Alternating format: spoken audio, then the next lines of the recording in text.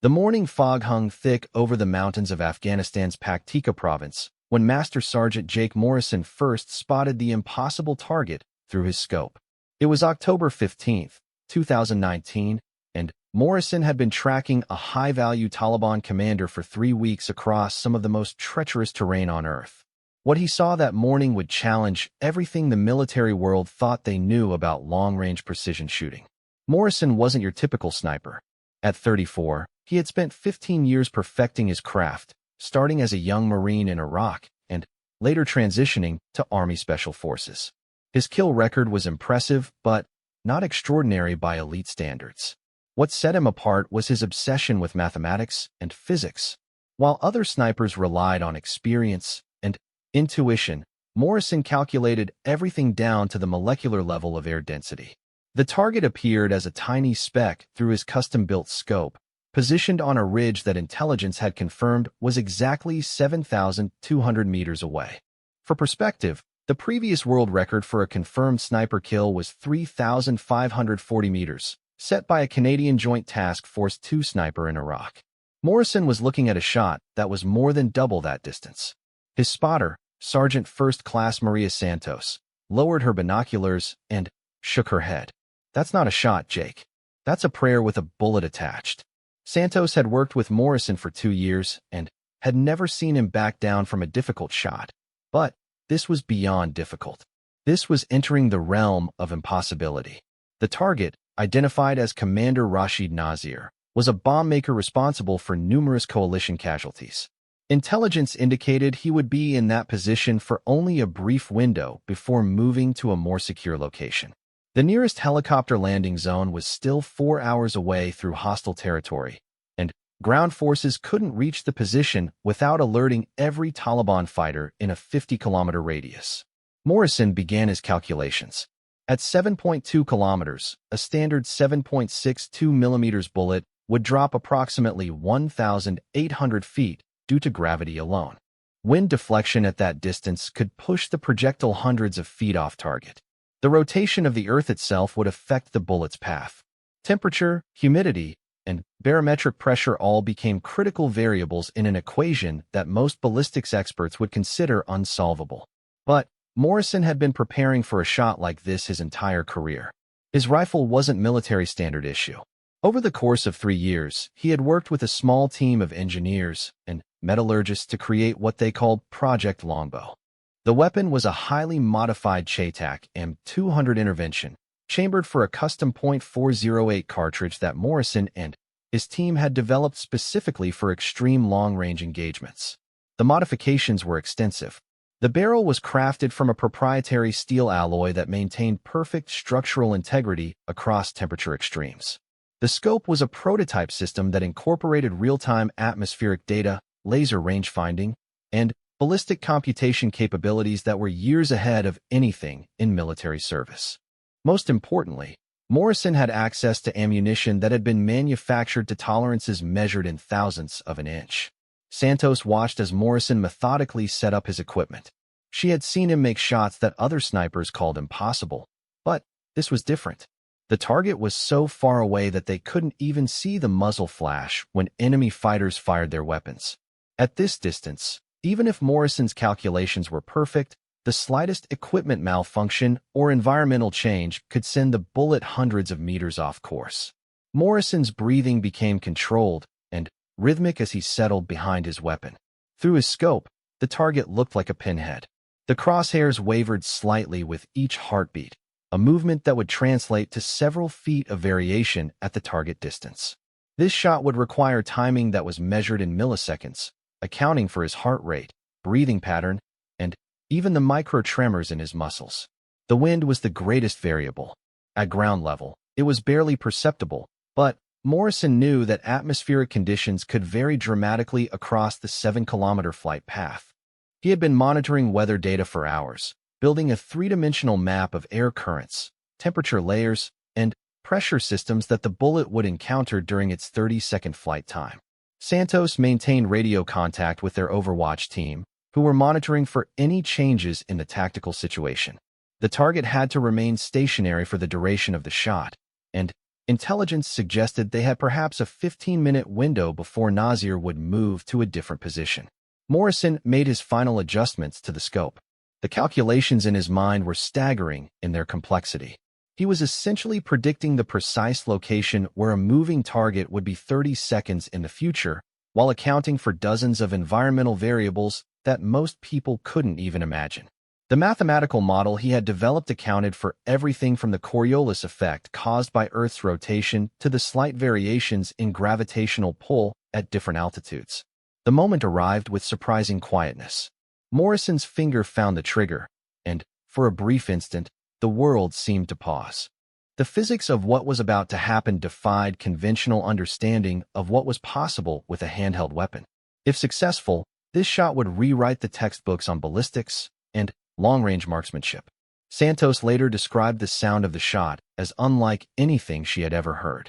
The custom ammunition created a sonic signature that was deeper and more resonant than standard military rounds. The muzzle blast was controlled by a specialized suppressor system that reduced both the acoustic and visual signature while maintaining the bullet's velocity. For 30 seconds, they waited. At that distance, the bullet's flight time was long enough for a conversation, long enough for doubt to creep in, long enough for Morrison to wonder if his calculations had accounted for every possible variable. The silence stretched between them as they strained to observe the target area through their optics.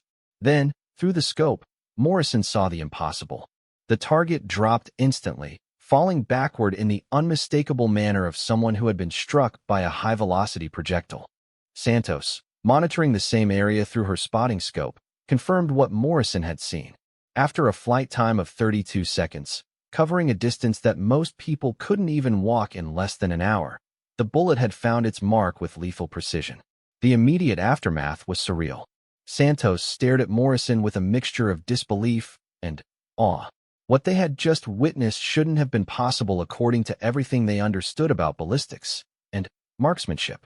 Morrison himself seemed stunned by the success, as if part of him hadn't truly believed the shot could work despite all his calculations and preparation. Within minutes, their communications equipment crackled to life with confirmations from multiple intelligence sources. Surveillance assets had recorded the entire engagement, and the target's elimination had been verified through multiple channels. Commander Rashid Nasir, one of the most wanted bomb makers in Afghanistan, had been eliminated by a single shot fired from a distance that exceeded every previous record by more than 3 kilometers. Word of the achievement spread quickly through military channels. Within hours, ballistics experts from around the world were requesting detailed information about the shot. The mathematical impossibility of what Morrison had accomplished challenged fundamental assumptions about the limits of precision shooting. Military researchers wanted to understand how the shot had been calculated, what equipment had been used, and whether the achievement could be replicated. Morrison found himself at the center of a tension that made him deeply uncomfortable. He had always preferred the solitary nature of sniper work, the quiet professionalism of making precise shots under difficult conditions. The media attention and scientific scrutiny that followed his record-breaking achievement felt like a violation of the careful, methodical world he had built around his craft. The weapon system that had made the shot possible was immediately classified at the highest levels. Project Longbow had been developed with minimal oversight, funded through black budget allocations that few people even knew existed. The success of Morrison's shot had proven that individual soldiers, equipped with the right technology and training, could achieve effects that were previously possible only through much larger military assets. 3 days after the shot that would reshape military thinking about precision warfare, Jake Morrison found himself in a secure briefing room at Bagram Airfield, facing men in expensive suits who had flown in from Washington within hours of receiving word about his achievement. The atmosphere was tense with the kind of energy that surrounded events that changed the strategic balance of modern warfare. Colonel James Mitchell, Morrison's commanding officer, sat at the head of the table with an expression that mixed pride and concern. Mitchell had overseen Morrison's development as a sniper for the past 4 years and understood better than anyone the implications of what had just occurred. The men from Washington represented various agencies whose interests in Morrison's achievement went far beyond simple military applications. Dr. Sarah Chun, a ballistics expert from the Defense Advanced Research Projects Agency, was the first to speak. She had spent the previous 72 hours analyzing every piece of data from Morrison's shot, and her preliminary findings were staggering. According to her calculations, the probability of success for such a shot should have been less than 1 in 10,000, even accounting for Morrison's exceptional skill and equipment. Sergeant Morrison, Dr. Chen began, her voice carrying the excitement of a scientist confronting something that challenged fundamental assumptions. What you accomplished 3 days ago shouldn't have been possible. The atmospheric modeling alone suggests that random air currents should have deflected your projectile by several hundred meters. Yet surveillance footage shows a perfect center mass hit. Morrison shifted uncomfortably in his chair. He had always been more comfortable behind a rifle scope than in briefing rooms filled with people asking questions he wasn't sure he could answer. Ma'am, I ran the calculations multiple times. The environmental data was solid, and the equipment performed exactly as designed. The truth was more complicated than Morrison was willing to admit in front of strangers. During the 30 seconds his bullet was in flight, he had experienced something he had never felt before during a shot. It was as if he could sense the projectile's path through the air, could feel the minute adjustments being made by atmospheric forces. The sensation had been so vivid that for a moment, he wondered if he was losing his grip on reality. Mr. David Reynolds from the Central Intelligence Agency leaned forward across the table. Reynolds had the look of someone who had spent decades managing situations that officially didn't exist, and his interest in Morrison's achievement was clearly more than academic. Sergeant, we need to discuss the broader implications of what you've demonstrated. The capability you've shown has strategic value that extends well beyond battlefield applications. Morrison's stomach tightened. He had always known that exceptional performance could lead to assignments he might not want, but he had never anticipated achieving something so far outside normal parameters that it would attract this level of attention. The men across the table were looking at him not as a soldier, but as a weapon system that needed to be understood and potentially replicated. Colonel Mitchell intervened with the protective instinct of an officer who cared about his men. Gentlemen, Sergeant Morrison is one of our most valuable assets, but he's also a human being with limits. Whatever you're planning needs to account for that reality. Dr. Chen opened a thick folder filled with technical specifications and photographs. The weapon system Sergeant Morrison used is unlike anything in current military inventory. The modifications represent years of development and incorporate technologies that are 5 to 10 years ahead of anything we've seen in conventional sniper rifles. We need to understand how these modifications were developed and implemented. Morrison knew this conversation was coming, but he had hoped to delay it longer. Project Longbow had been his private obsession, developed during off-duty hours with help from a small group of engineers and metallurgists who shared his passion for pushing the boundaries of precision shooting. The project had operated in a gray area of military regulations, neither officially sanctioned nor explicitly forbidden. Sir, Morrison addressed Colonel Mitchell directly. Project Longbow was developed using my own time and resources. The core team consisted of myself and 3 civilian contractors who donated their expertise. We never used classified materials or diverted military resources. Mr. Reynolds smiled in a way that suggested he knew more than he was revealing. Sergeant, we're not here to investigate improprieties. We're here because what you've created has applications that could revolutionize several aspects of military and intelligence operations. The question is whether you're willing to help us understand and develop these capabilities further. The offer hanging in the air was both attractive and terrifying.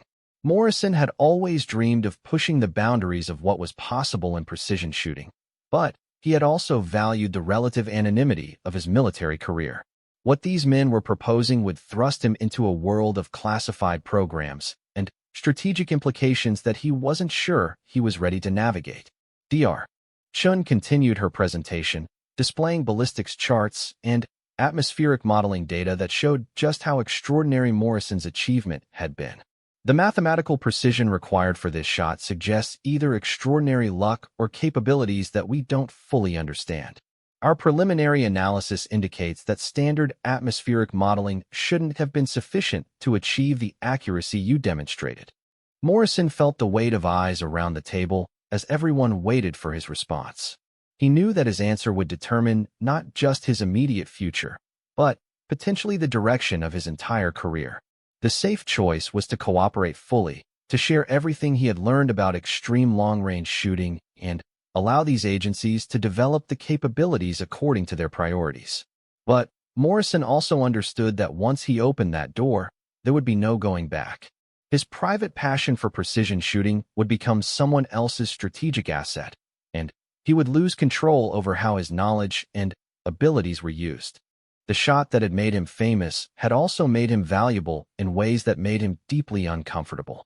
"I need some time to think about this," Morrison finally said, his voice steady despite the anxiety building in his chest. "This is a big decision, and I want to make sure I understand all the implications." Colonel Mitchell nodded approvingly, recognizing the wisdom of Morrison's caution. "Gentlemen, I think we can give Sergeant Morrison 48 hours to consider your proposal. This is his career and his life we're discussing." Mr. Reynolds exchanged glances with Dr. Chun before responding. "Of course, Sergeant Morrison. But I should point out that time is a factor here. Other nations have intelligence services that are very good at analyzing public information and drawing conclusions. The longer detailed information about your achievement remains uncontrolled, the greater the risk that potential adversaries will begin developing countermeasures or similar capabilities." The implicit threat was clear. Morrison's achievement had created strategic implications whether he wanted them or not. The choice wasn't whether his shot would have consequences beyond his personal career, but whether he would have any control over those consequences. The men across the table were offering him partnership and influence, but they were also making it clear that cooperation was strongly preferred. As the meeting concluded, Morrison found himself walking across the airfield with Colonel Mitchell, both men processing the weight of what had just occurred. The shot that had seemed like the culmination of years of training and preparation was actually just the beginning of something much larger and more complicated. "Jake," Colonel Mitchell said as they reached Morrison's quarters, "I want you to know that whatever you decide, I'll support you. But I also want you to understand that shots like the one you made don't just change record books. They change the strategic balance, and that brings responsibilities whether we want them or not." Morrison nodded, understanding that his commanding officer was trying to prepare him for realities that extended far beyond military service. The precision that had made him an exceptional sniper was about to be tested in an entirely different arena, where the targets were political and strategic rather than physical.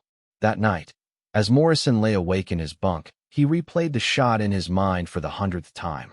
The 30 seconds of bullet flight had lasted only half a minute, but the consequences were going to last the rest of his life. He had achieved something impossible, and now he had to decide what to do with that achievement. The secure phone beside his bed rang twice during the night, but Morrison didn't answer. He knew that every intelligence agency in the government was probably trying to reach him, each with their own agenda for how his capabilities should be developed and deployed. The attention that he had never wanted was now unavoidable, and tomorrow he would have to begin navigating a world where precision shooting was just the beginning of much larger and more dangerous games.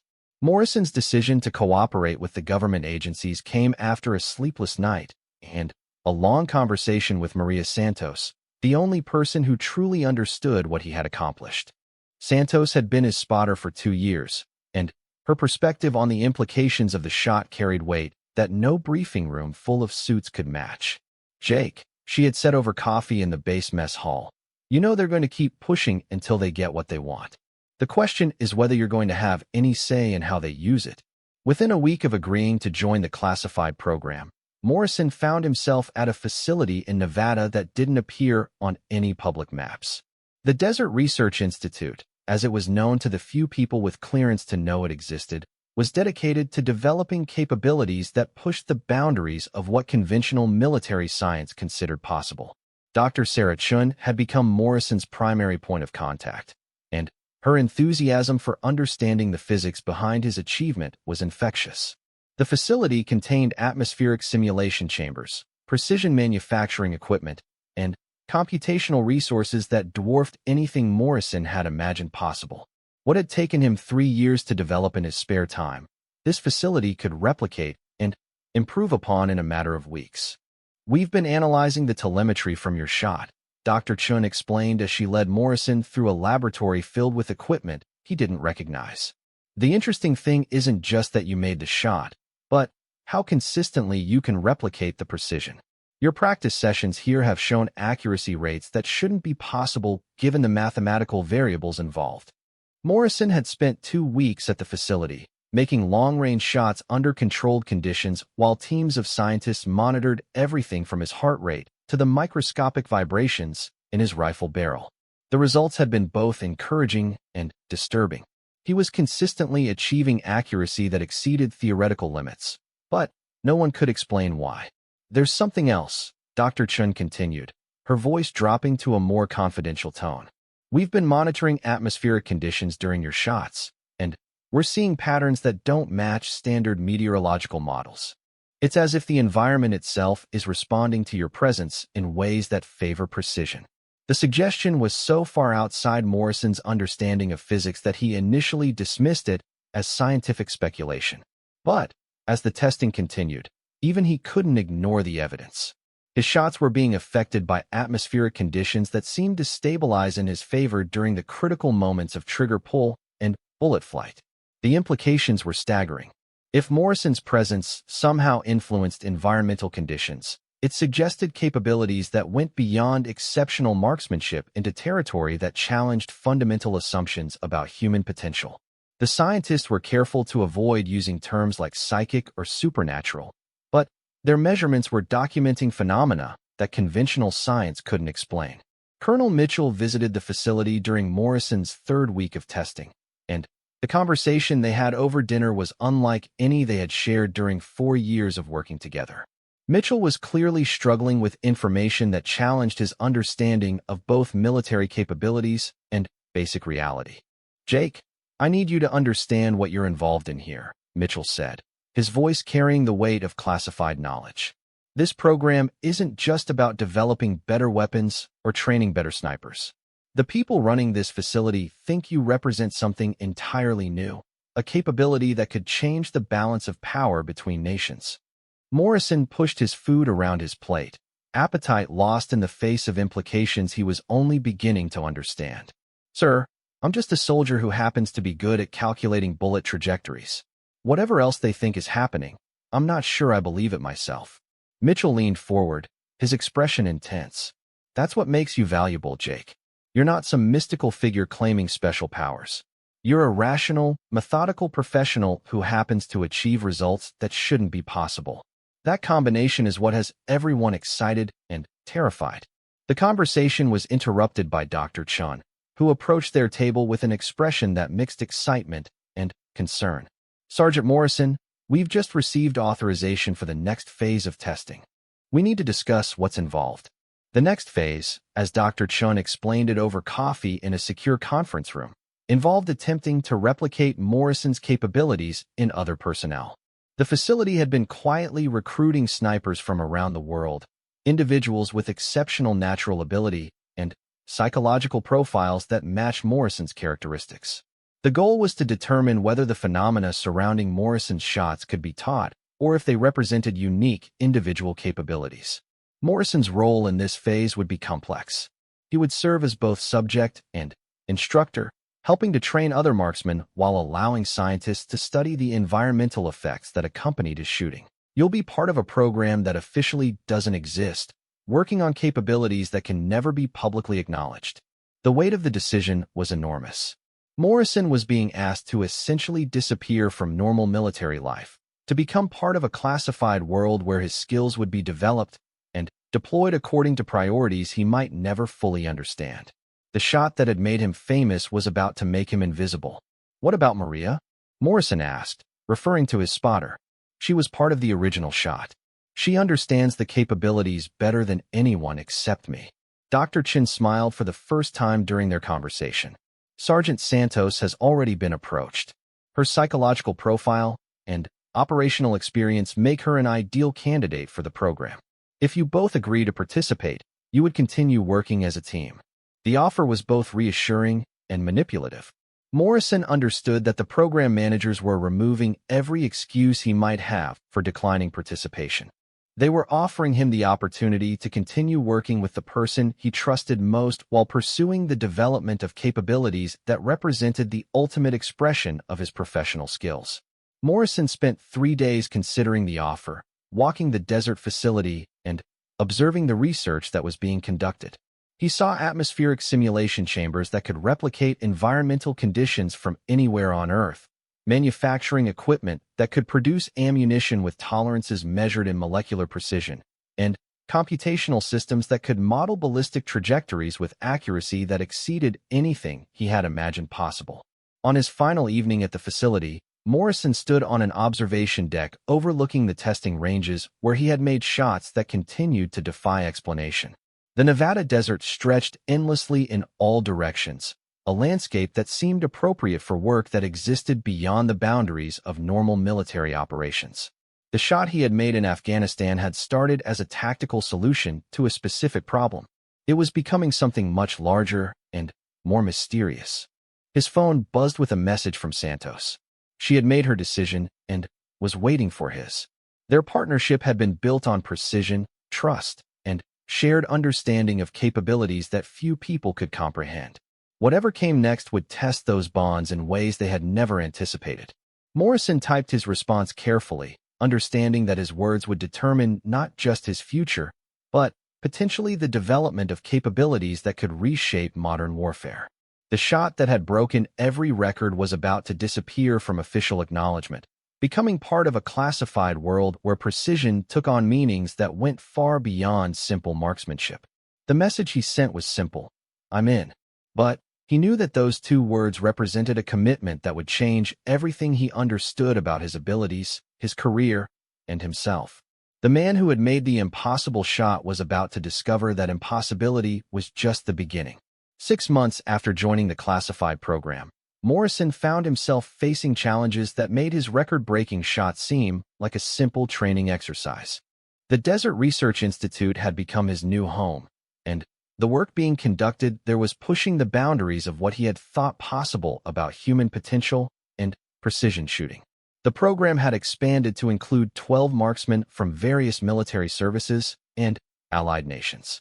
Each had been selected based on psychological profiles and shooting capabilities that matched specific criteria, but none had demonstrated the environmental effects that accompanied Morrison's shots. The scientific team was struggling to understand what made Morrison's abilities unique and whether those capabilities could be replicated. Dr. Chun had become increasingly focused on what she called environmental responsiveness, the documented tendency for atmospheric conditions to stabilize in Morrison's favor during critical shooting moments. The data was undeniable, but the explanations were venturing into territory that challenged fundamental assumptions about the relationship between human consciousness and physical reality. We're seeing measurable changes in air pressure, humidity, and even gravitational fluctuations during your shooting sequences, Dr. Chun explained during one of their regular debriefing sessions. The effects are subtle but consistent, and they occur in patterns that correlate directly with your breathing, heart rate, and mental state. Morrison had stopped questioning the measurements. Over months of testing, he had learned to recognize the sensation that accompanied his most accurate shots. It felt like a moment of perfect stillness, as if the entire world briefly aligned itself around his intention to place a bullet in a specific location. The feeling was impossible to describe, and even more impossible to teach. The other marksmen in the program were exceptional shooters by any conventional standard, but they couldn't replicate Morrison's consistency at extreme ranges. More importantly, they didn't demonstrate the environmental effects that seemed to be central to his unprecedented accuracy. The program was beginning to acknowledge that Morrison's capabilities might be genuinely unique rather than simply exceptional. Maria Santos had adapted to the classified environment better than Morrison had expected. Her role had evolved beyond traditional spotting to include analysis of environmental conditions and coordination with the scientific team. She had become the bridge between Morrison's intuitive understanding of his capabilities and the researchers' attempts to quantify and explain those abilities. Jake, Santos said during one of their evening conversations on the facility's observation deck. I think we need to talk about what happens next. The program is starting to talk about operational deployment, and I'm not sure either of us is ready for what that means. Morrison had been avoiding thoughts about operational deployment, preferring to focus on the scientific aspects of the program. But Santos was right to be concerned. The capabilities they were developing weren't academic exercises. They were weapons systems, and weapons systems eventually got used in ways their creators might not anticipate or approve. The conversation was interrupted by an urgent message from Dr. Chun. A situation had developed that required immediate consultation with Morrison and Santos. As they made their way to the secure briefing room, Morrison felt the familiar tightness in his stomach that accompanied moments when his carefully controlled world was about to change in unpredictable ways. The briefing room contained faces Morrison recognized from his original recruitment meeting, along with new personnel who carried themselves with the unmistakable bearing of people accustomed to making decisions with global consequences. The atmosphere was tense with the kind of energy that surrounded operations where failure could have strategic implications. Colonel Mitchell, who had remained Morrison's nominal commanding officer despite the classified nature of his current assignment, began the briefing with characteristic directness. Gentlemen, we have a situation that requires capabilities that only this program can provide. A high-value target has been identified in a location that conventional military assets cannot reach. The target, as Colonel Mitchell explained it, was a terrorist financier operating from a compound in a disputed border region where political considerations made conventional military action impossible. Intelligence indicated that the individual would be accessible for a very limited time window, and the distance and terrain made traditional sniper operations unfeasible. Mr. Reynolds from the CIA provided additional context that made Morrison's stomach sink. The target will be approximately 8 kilometers from the nearest concealed position that our assets can reach. The shot would need to be made across terrain that includes multiple elevation changes and unpredictable wind patterns. Conventional ballistics suggest that accuracy at that range is essentially impossible. Morrison understood immediately why he was in the briefing room. The program had been developing his capabilities for 6 months, but this was the first operational request that specifically required abilities that only he had demonstrated. The shot they were describing was beyond the limits of even his record-breaking achievement in Afghanistan. Dr. Chen opened a laptop and began displaying topographical maps and atmospheric modeling data. We've been analyzing the environmental conditions at the target location for the past week. The terrain and climate factors present challenges that exceed anything we've tested in laboratory conditions. Morrison studied the data with growing concern. The proposed shot would require accuracy across terrain that included multiple valleys, temperature gradients, and altitude changes that would affect ballistic trajectories in ways that were difficult to predict. Even with his demonstrated ability to influence environmental conditions, the margin for error was essentially non-existent. Sir, Morrison addressed Colonel Mitchell, I need to understand the operational constraints. How long would I have to study the conditions? What backup options exist if the shot isn't feasible? And what are the consequences if the target isn't eliminated?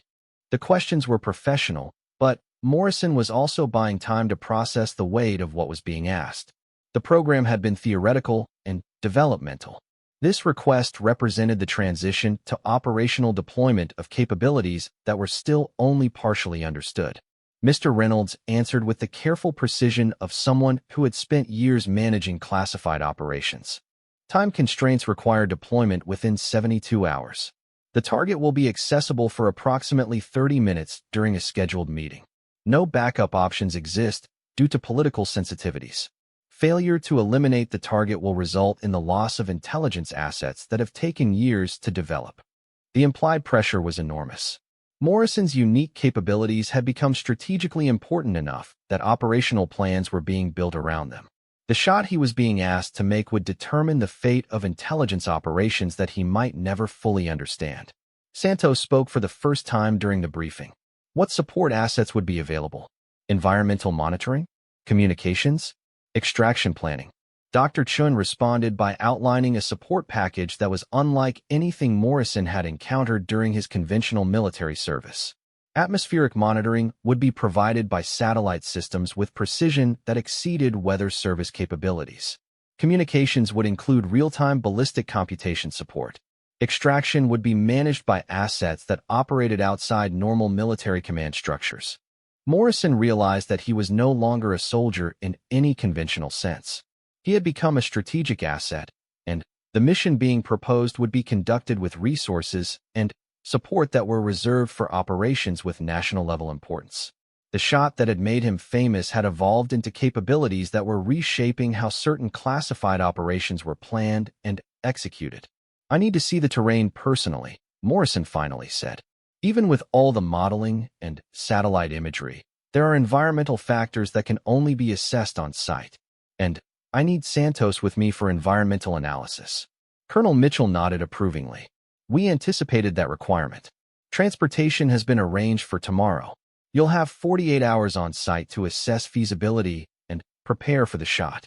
As the briefing concluded, Morrison found himself committed to an operation that would test every aspect of the capabilities he had developed over the past 6 months. The shot itself would be the most challenging he had ever attempted, but the broader implications were even more daunting. Success would establish his abilities as operationally reliable. Failure could end the program and potentially compromise intelligence operations that might be saving lives. Walking back to their quarters, Santos voiced the concern that Morrison had been avoiding. "Jake, once we do this, there's no going back. We become operational assets for missions that we might not even understand. Is that what we signed up for?"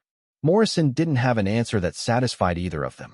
The shot that had started as a tactical solution to eliminate a bomb maker had led them into a world where precision shooting was just one component of capabilities that challenged fundamental assumptions about human potential. Tomorrow they would begin preparations for a mission that would determine whether those capabilities could be relied upon when strategic objectives depended on their success. The mission took Morrison and Santos to a mountainous region where 3 borders converged in a maze of political complexity that made their presence officially impossible. They were inserted by aircraft that didn't appear on flight plans, carrying equipment that had been manufactured specifically for this operation, tasked with eliminating a target whose death would be attributed to internal political conflict. Morrison's assessment of the terrain confirmed his worst concerns. The 8-kilometer shot would require threading a bullet through atmospheric conditions that changed dramatically across multiple elevation zones. Wind patterns were unpredictable due to the complex topography, and temperature variations between valleys could deflect a projectile by hundreds of meters.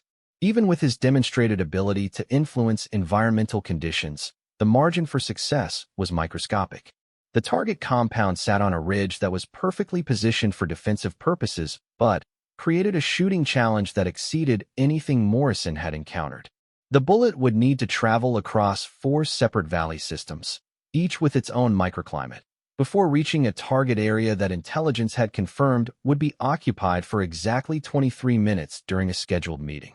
Santos established their observation position in a cave system that provided concealment while offering line of sight to the target area. The location had been identified through satellite analysis and confirmed by advanced reconnaissance, but Morrison was disturbed by how exposed they would be during the shooting sequence. At 8 kilometers, the sound of his shot would take nearly 24 seconds to reach the target area, but muzzle flash and atmospheric disturbance could potentially be detected by sophisticated surveillance systems. "Environmental conditions are as stable as we're going to get," Santos reported as she monitored atmospheric data through equipment that connected to satellite systems in real time. "But the variables across the flight path are still beyond anything we can predict with confidence." Morrison had spent 2 days studying the terrain and conditions, building mental models of atmospheric layers, wind patterns, and temperature gradients that would affect his bullet's trajectory. The calculations were staggering in their complexity, requiring him to predict environmental conditions along an 8-kilometer flight path, with accuracy measured in seconds and centimeters. The weapon system had been further modified specifically for this mission. The rifle incorporated atmospheric sensors that provided real-time data about conditions at the firing position, while the ammunition had been manufactured with tolerances that pushed the boundaries of what was physically possible. Every component had been designed to maximize accuracy across distances that challenged fundamental assumptions about precision shooting. As the time window approached, Morrison found himself entering the focused mental state that had become familiar during his training at the Desert Research Institute. The world seemed to slow down, and his awareness of environmental conditions became almost supernatural in its precision. He could sense air currents, temperature variations, and atmospheric pressure with an accuracy that exceeded the electronic instruments surrounding him. The target appeared through his scope as a barely visible speck, requiring magnification that pushed his optics to their absolute limits. At 8 kilometers, even the most sophisticated scope could provide only minimal detail, and Morrison would be shooting at a target he could barely see, relying on calculations that accounted for variables he couldn't directly observe. Santos maintained communication with satellite assets that were monitoring the target compound, providing real-time updates about the target's location and behavior. The 23-minute window had begun, and intelligence indicated that the target was following the anticipated schedule. Morrison would have perhaps 5 minutes of opportunity to make a shot that would determine the success or failure of operations that extended far beyond their immediate mission. Morrison's breathing became controlled and rhythmic as he settled behind his weapon. The environmental effects that had puzzled scientists for months began to manifest around him. Santos, monitoring atmospheric conditions through her instruments, watched readings stabilize in ways that defied meteorological explanation. Air pressure normalized, wind patterns became predictable, and temperature gradients smoothed into configurations that favored ballistic precision. The moment of decision arrived with crystalline clarity. Through his scope, Morrison could see the target moving into position, following behavioral patterns that intelligence had predicted with remarkable accuracy. The shot would need to be taken within the next 60 seconds, before the target moved to a different location that would eliminate the opportunity entirely. Morrison's finger found the trigger with the precise pressure that had been refined through months of training. The mathematical calculations that had occupied his mind for days suddenly resolved into a single, perfect understanding of the bullet's required trajectory.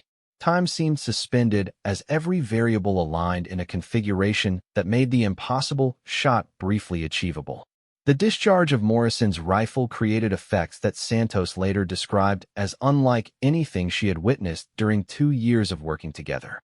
The atmospheric disturbance was visible through her monitoring equipment as environmental conditions responded to the shot in ways that seemed to guide the bullet along its trajectory rather than simply allowing it to pass through unchanged conditions. The bullet's flight time across 8 kilometers was nearly 40 seconds, long enough for doubt to emerge, long enough for environmental conditions to change, long enough for either marksman to question whether the calculations had been accurate. Morrison tracked the bullet's invisible progress through atmospheric layers and terrain features that could deflect it from its intended path by margins that were impossible to predict. Santos maintained visual contact with the target area through her spotting scope, watching for any indication that the shot had achieved its objective. At 8 kilometers, the effects of impact would be difficult to observe, and confirmation would depend on intelligence assets that were monitoring the compound through methods that Morrison and Santos were not cleared to understand. The confirmation came through Santos communication equipment 37 seconds after Morrison's shot. Surveillance assets had recorded a direct hit, and the target had been eliminated with precision that exceeded operational requirements. The shot had achieved accuracy across 8 kilometers that challenged every existing understanding of what was possible with individual weapon systems. The immediate aftermath was surreal in its quietness. Morrison and Santos maintained their position for the required observation period, monitoring for any indication that their presence had been detected. The success of the mission was confirmed through multiple intelligence channels, but the larger implications of what had been accomplished would take much longer to understand. During their extraction, Morrison found himself processing the weight of what he had achieved. The 8-kilometer shot had established his capabilities as operationally reliable under conditions that exceeded theoretical limits. The success would undoubtedly lead to additional missions with even more challenging requirements and strategic implications. 3 weeks later, Morrison sat in a debriefing room at the Desert Research Institute, facing the same collection of officials who had recruited him nearly a year earlier. The successful mission had validated their investment in his unique capabilities, but it had also raised questions about the broader implications of abilities that seemed to challenge fundamental assumptions about human potential. Dr. Chun presented analysis of the mission that documented environmental effects during Morrison's shot that exceeded anything they had previously recorded. The data suggested that his influence on atmospheric conditions was becoming more pronounced and more precise, evolving in ways that the scientific team couldn't predict or explain. The question we face now, Dr. Chen concluded, is whether these capabilities represent the limits of what Sergeant Morrison can achieve, or if they're still developing toward applications we haven't yet imagined. Morrison understood that the question carried implications far beyond scientific curiosity. His abilities had become strategically valuable enough that their continued development was now a matter of national interest. The shot that had broken records in Afghanistan had evolved into capabilities that were reshaping classified operations and challenging scientific understanding of human potential. But even as officials discussed future missions and expanded program development, Morrison was troubled by a growing awareness that his abilities were changing in ways he didn't fully understand. The environmental effects that accompanied his shots were becoming more pronounced, and he was beginning to sense possibilities that extended far beyond precision shooting. 6 months later, all official records of Morrison's achievements were classified at levels that removed them from public access. The 8-kilometer shot disappeared from ballistics databases, and Morrison himself vanished from conventional military records. The program that had developed his capabilities became compartmentalized within classification systems that few people were cleared to access. The record-breaking shot that had started everything was quietly removed from sniper training curricula and ballistics reference materials. Military databases were updated to show conventional records that omitted any reference to achievements that exceeded theoretical limits. Morrison's name was expunged from awards and recognition systems, as if his unprecedented accuracy had never occurred. Today, discussions of long-range shooting records make no mention of shots exceeding 4 kilometers. Ballistics textbooks describe theoretical limits that are based on calculations that don't account for environmental effects that have been documented but never publicly acknowledged. The physics of precision shooting continues to be taught as if human consciousness has no influence on atmospheric conditions or ballistic trajectories. Morrison remains involved in classified operations that officially don't exist, using capabilities that challenge fundamental assumptions about the relationship between human potential and physical reality. His abilities continue to evolve in ways that the scientific team struggles to understand, and his missions address strategic objectives that may never be publicly acknowledged. The 7.2-kilometer shot that shattered every sniper record has been erased from every database, but its implications continue to reshape classified military capabilities in ways that the public may never learn. Morrison's achievement opened doors to possibilities that governments around the world are quietly exploring, developing capabilities that could change the balance of power in ways that conventional military thinking has yet to comprehend.